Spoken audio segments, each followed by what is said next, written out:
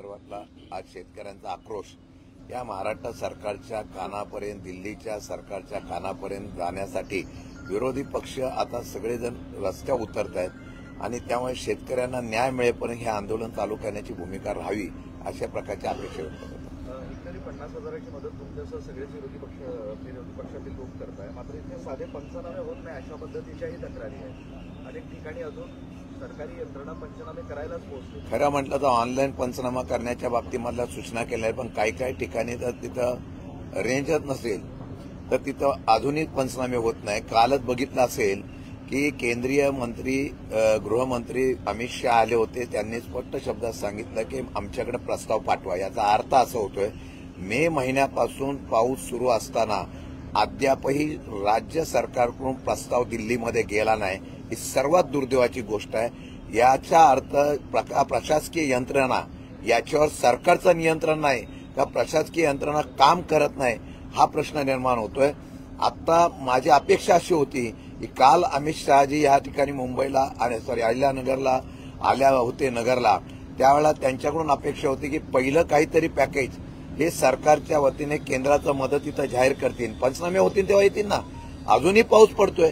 काल धाराशिवला पाऊस पडलेला आहे, अजूनही नुकसान होतंय आणि अशा वेळेला पंचनामे सातत्याने चालू राहत असताना या संदर्भामध्ये राज्य सरकारला पंचनामे होईपर्यंत या सरकारच्या वतीने केंद्र आणि राज्याच्या वतीने शेतकऱ्याला आम्ही अशी मदत करतो 5,000 रुपये फक्त तोकडी मदत करून हे थट्टा चालवलेली आहे. मला वाटतं काल अमित शहाजी आले होते. काल त्यांनी सांगितलं की या राज्याचे मुख्यमंत्री आणि उपमुख्यमंत्री दोघेही बनियान आहेत.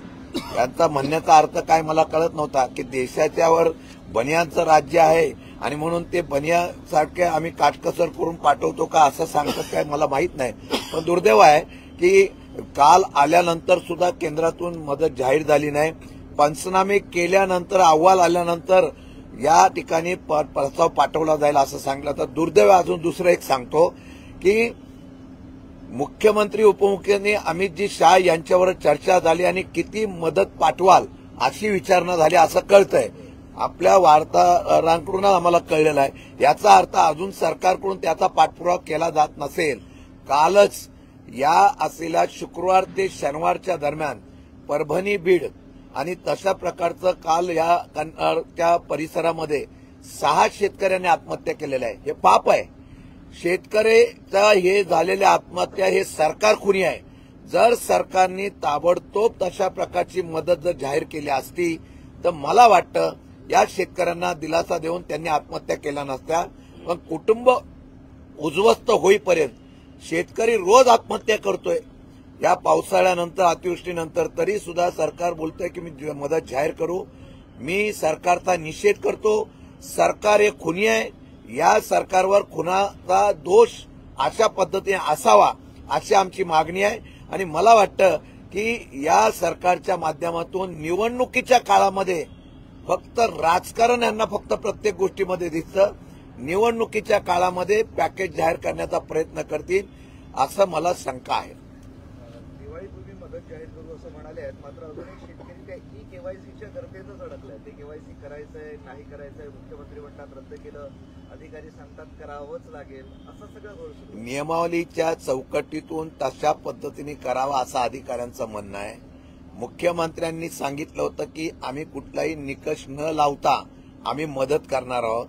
एका बाजूला अधिकारी निकषातून सर्वे करतायत, निकष लावतायत, दुसऱ्या बाजूला दुर्दैवाने या असलेल्या अधिकाऱ्यांचा निकष बाजूला ठेवून सरकार निर्णय घेत नाही अशी मला या ठिकाणी प्रात्यक्षिक या ठिकाणी दिसून येत आहे. आता दिवाळी लवकरच येणार आहे. आनंदाचा शिधा बंद होण्याची शक्यता आहे. बंद झालेला आहे. आनंदाचा शिधा मागच्या वेळेला बंद झालेला आहे.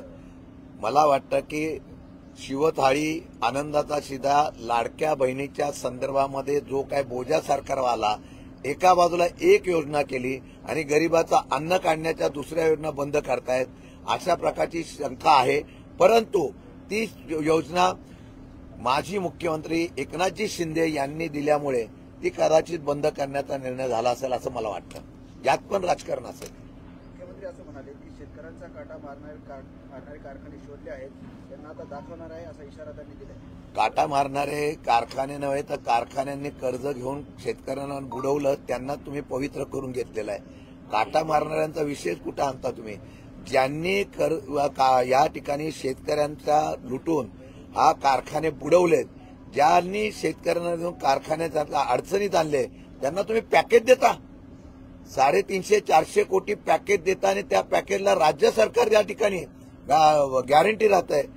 अजून तुम्ही काय करता? म्हणजे दम देता एका बाजूला, पण जे दम ज्यांना दिला त्याला लगेच पक्षात घेताय. म्हणजे हे पण तुम्ही दम देऊन पक्षात घेण्याचं कारण आहे का मला कळत नाही. ऊस उत्पादक शेतकऱ्याकडनं जे पैसे घेण्याचा निर्णय घेतलेला आहे, कसं बघतो तुम्ही? जो शेतकरी अडचणीत आलेला आहे त्याच शेतकऱ्यांकडून तुम्ही 15 रुपये आणि 5 रुपये घेताय. आपण सांगताय की आम्ही हे कारखान्याच्याकडून घेणार आहे. कारखाने कुठून देणार आहे? कारखाने फायद्यामध्ये किती कारखाने आहेत, किती कारखाने तोट्यामध्ये आहेत. मग या कारखान्याचा आरेख घेता आपण सांगता प्रत्येक कारखान्याकडून 25 लाख. मग शेतकऱ्यांचं नाव घेऊ नका ना, डायरेक्ट कारखान्याला सांगा शेतकऱ्यांच्या कुठल्याही कपात न करता कारखान्यांनी पैसे द्यावे अशा प्रकारचा आदेश काढायला पाहिजे. परंतु मला वाटतं की तसा आदेश फक्त दाखवण्यासाठी केलेला आहे. या संदर्भामध्ये आमचा पूर्ण विरोध आहे. सरकारने डायरेक्ट कारखान्यांनाच सांगावं तुम्ही इतके पैसे द्या, शेतकऱ्यांच्या पट्टीतून कापू नये, शेतकऱ्यांच्या बिलातून कापू नये अशी आमची सूचना आहे. सर, काही राजकीय वेगळे प्रश्न आहेत आता. सरसंघचालक म्हणतायत की अखंड भारत झाला पाहिजे, पुन्हा एकदा अखंड भारताचा पुनरुच्चार, म्हणजे इकडे अक्साई, चीन, अफगाणिस्तान, पाकिस्तान हे सगळं. अखंड भारतामध्ये आता तुटफूट पडायला लागलेली आहे. नेपाळ आता विद्रोह करायला लागलेला आहे, त्याच्या बाजूला आता आपलं लेह लडाख आलेला आहे. देशामध्ये अशांती आहे. अखंड भारत म्हणजे कोण? 144 कोटी जनतेमध्ये सर्व धर्म समभावाची जी लोक आहेत, त्यामध्ये मराठा आहे, हिंदू आहे, मुस्लिम आहे, ख्रिस आहे, इस्रायल आहे, या सगळ्या असलेल्या धर्माच्या लोकांना एकत्र घेऊन अखंड भारत आहे का? फक्त तुमची अखंड भारताची व्याख्या काय हे एकदा सांगावं. मला वाटतं की अखंड भारताच्या नावाखाली सौम्य अशा प्रकारचं एक वेगळ्या प्रकारचं राजकारण करायचं आणि याच देशामध्ये धर्माधर्मामध्ये जातीभेदामध्ये वाद निर्माण करून अखंड भारताचे स्वप्न पाहत असतील तर मला वाटतं त्यांना ते लकलाभ आहे. आता महागाई, दिवाळी आहे आणि वीज बिल पुन्हा महागलं आहे, म्हणजे वीजची किंमत पुन्हा वधारलेली आहे. वीज बिल माफीला हा तोडगा आहे. एका बाजूला वीज बिल माफी करायची आणि दुसऱ्या बाजूला वीज बिल जास्त घ्यायचं आणि तिथून पैसे वसूल करायचे.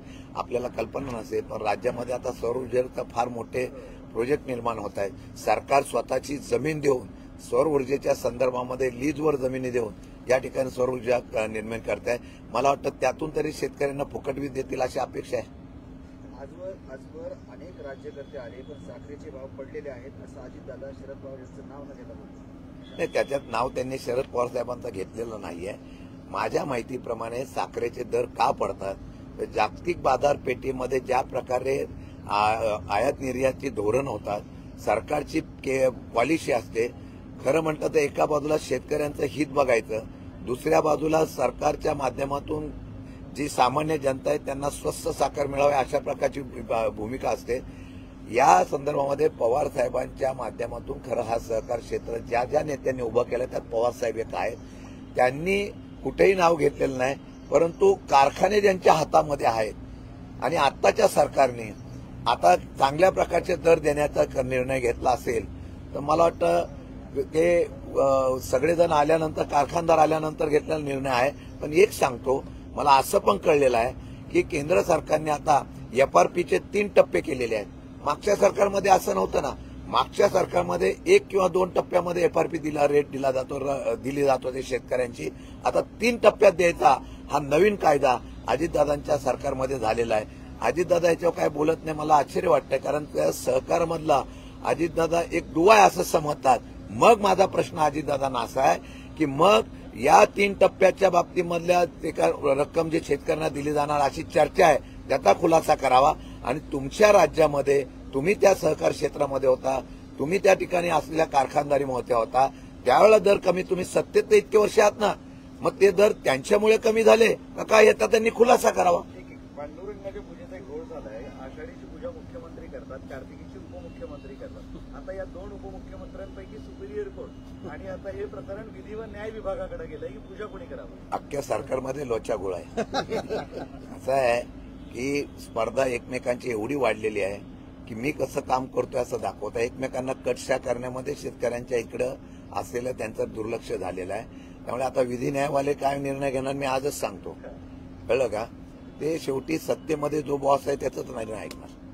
उपमुख्यमंत्री कोण करेल तुम्हाला कोण, अजितदादा की एकनाथ शिंदे? नाही, आता हे मुख्यमंत्री ठरवतील, कारण अजून तिसरा मुख्यमंत्री नाही ना, तर अजून एक प्रश्न निर्माण झाला असता. बरं, स्थानिक स्वराज्य संस्थेच्या निवडणुका तुम्ही स्वबळावर लढणार अशा पद्धतीची काही चर्चा सुरू आहे असं कळतंय, काय म्हणते?